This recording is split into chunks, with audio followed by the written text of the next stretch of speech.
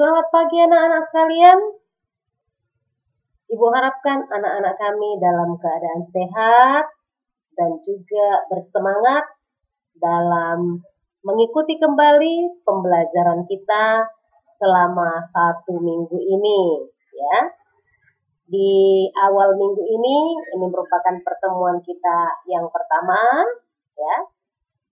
Mudah-mudahan anak-anak tetap semangat, ya.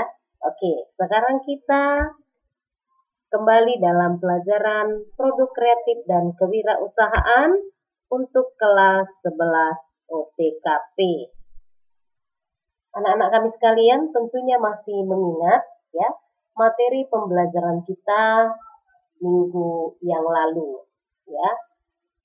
2 pertemuan sebelumnya kita sudah membahas tentang sikap dan perilaku seorang wirausaha, ya. Kemudian tipe dan karakter wirausaha. Nah, itulah yang sudah kalian pelajari pada pertemuan sebelumnya. Ibu harapkan anak-anak kami masih mengingat beberapa hal, ya, pelajaran 2 minggu sebelumnya. Ya, sekarang kita masuk kepada materi pembelajaran yang baru, ya. Pada kesempatan ini Ibu akan paparkan mengenai peluang usaha produk barang atau jasa, ya.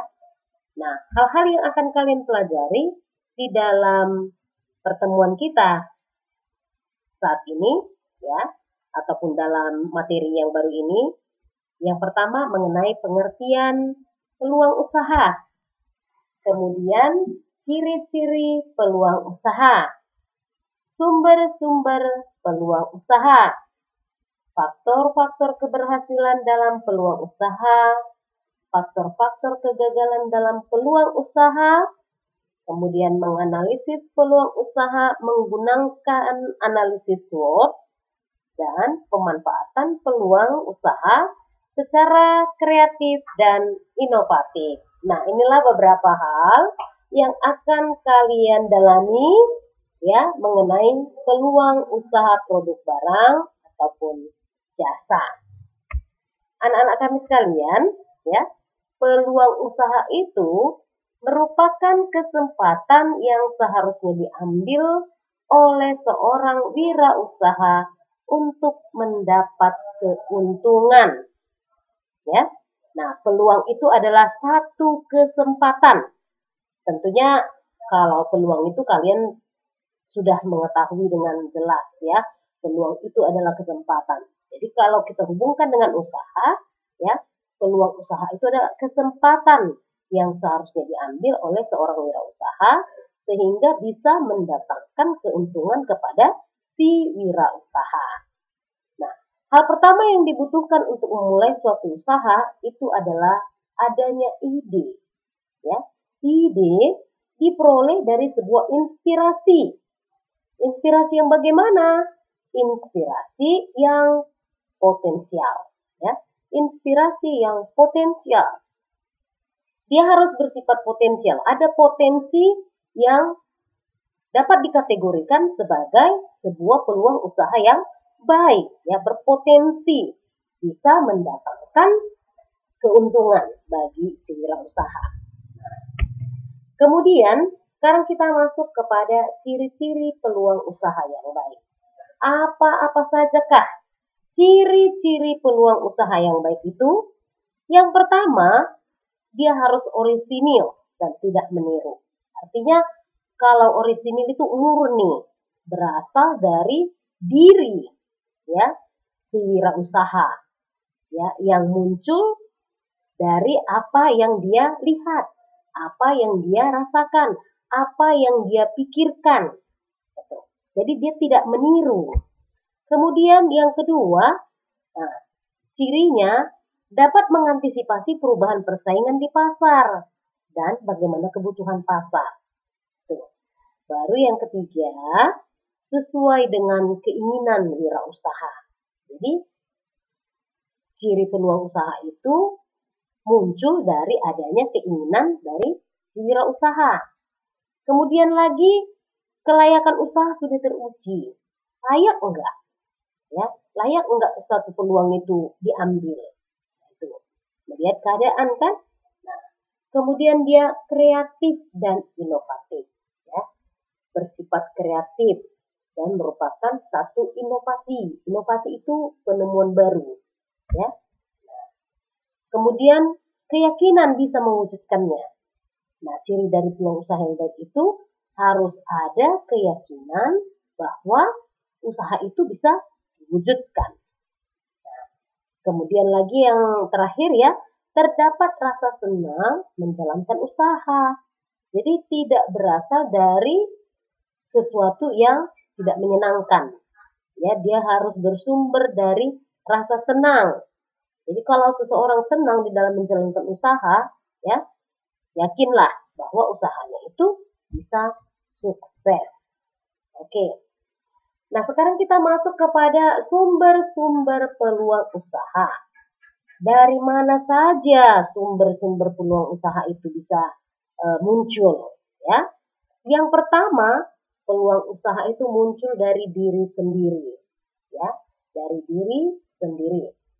Nah, diri sendiri itu ya berupa hobi, ya. Dari hobi bisa mendatangkan ataupun memunculkan suatu peluang usaha. Kemudian dari keahlian, ya, pengetahuan dan juga latar pendidikan. Contoh misalnya usaha salon. Apakah bisa dibentuk atau dibuka suatu usaha salon tanpa adanya pengetahuan dan keahlian, ya, seseorang yang berhubungan dengan salon. Nah, itu. Jadi itu harus ada dari diri sendiri, ya, hobinya, keahliannya ditunjang dengan pengetahuan dan latar pendidikan. Kemudian yang kedua, sumber peluang usaha itu berasal dari lingkungan, ya, dari lingkungan. Misalnya yang pertama usaha orang tua, kemudian lingkungan rumah tempat tinggal, ya, kemudian lagi dari kebiasaan, ya. Nah, seseorang yang biasa berdandan pasti akan mempengaruhi, ya, dirinya untuk membuka suatu usaha di bidang tata rias. Itu contohnya, ya. Nah, kemudian lagi, dari mana lagi sumber peluang usaha itu? Dari perubahan-perubahan yang terjadi, ya.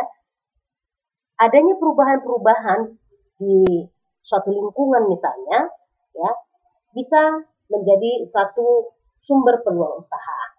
Kemudian adanya perubahan peraturan pemerintah, adanya perubahan teknologi, adanya perubahan tekanan kerja, ya, kemudian adanya perubahan tingkat kebutuhan. Nah, itu contoh, ya, sumber peluang usaha, adanya perubahan, ya, yang terjadi.